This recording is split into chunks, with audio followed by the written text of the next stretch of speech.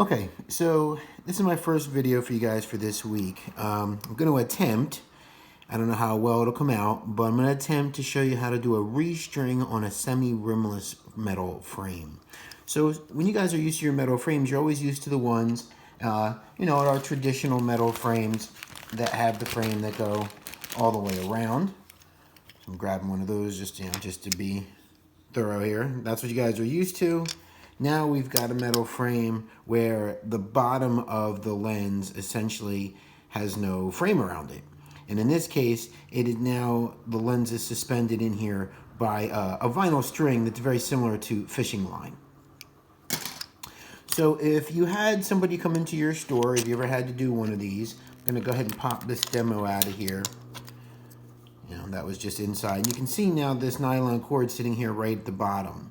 So what you're gonna get with these over the years is oftentimes is the string gets broken, whether it gets broken out here toward the edge, cut in the middle, or it just pops loose as it's attached here on the side of the frame. You're gonna have to replace these things all the time. And the idea is that you wanna replace it in such a way that when you go to put the lens back in, that string should be like not going all the way around the lens, because when we get it back in here, we want it to be nice and tight.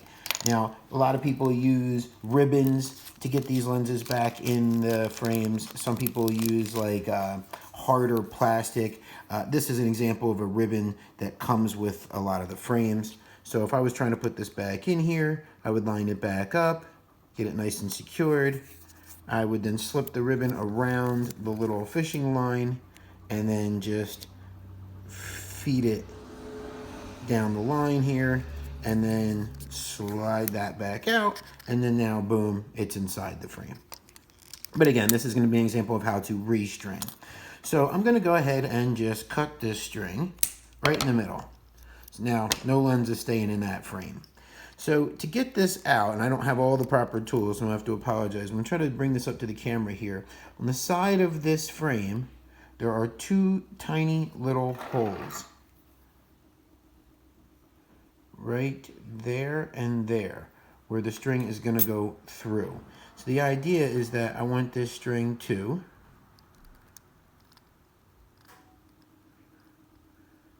be like that, where it goes from the inside of the frame to the outside of the frame and then loops back into the inside of the frame before it comes across to the other side.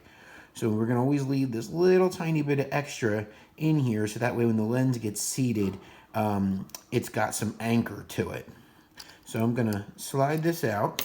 I just took out that little chunk, and I'm going to do the same thing on the other side. And with the proper tools, this can be really easy. It does take some practice. So I'm just going to get this out of here. And then now we have no string at all on either side of this frame.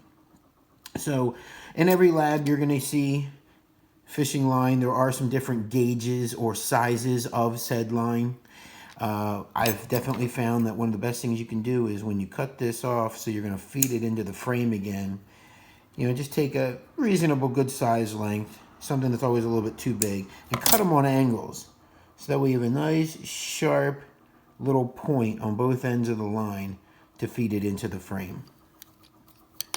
So I'm going to try to do this as well as I can. Like I said, it's kind of difficult here. But I'm going to feed this into the top hole. So I have my little bit of leftover inside. I'm going to feed this into the bottom hole. And that's the part that's going to shoot across. So I've got a lot extra inside, plenty to go across to the other side. I'm going to go into the bottom hole on the other side. Just go ahead and push that through. Now I'm just pulling it tight just for now. It's not really important, but I'm just going to get this all lined in. So now I went through the bottom. I'm going back in through the top. And then I've now completed the circuit where I've got all the way across. Now the question then becomes, and this is very subjective, is to how much string do I leave? Because you don't want it to be too tight. Now I'm going to go ahead and cut a lot of this excess off because I don't need it. I still have plenty to work with. I got a big chunk here and a little bit still over here. And now I'm going to try to size up my demo. So I'm going to put the demo back over it, just like we had it before. And I'm going to try to then pull this string kind of taut. And in this case, it's actually easily going right around the whole lens. So in essence, this makes this lens too loose. So I'm going to pop this back out, and I'm going to try to get this thing really tight to the point where it won't go all the way around. So now it's tight. So if I try to grab this thing again and drag this around the lens, get it in that channel, it's nice and snug in there. So now in essence, I've got all this extra I got to get rid of. So I'm going to pop this back out. I know that the size is good. So with normally a smaller set of cutters here, I'm going to cut this back nice and short. I might even cut this back a little bit because it's a little bit too long still. That's what happens when you're in the lab for only allowed to be in the lab for 15 minutes and grab the proper stuff. So I've got a little bit left, and a new string across the bottom. I'm going to grab my demo one last time, or your lens.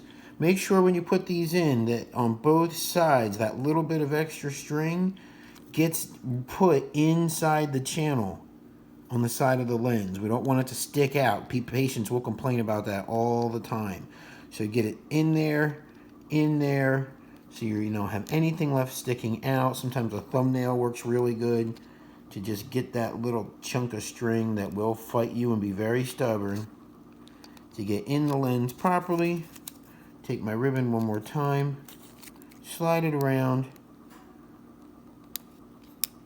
drag this back into place, a few times back and forth. I'm swiping it, pull it out, and then now it's nice and snug back into the frame.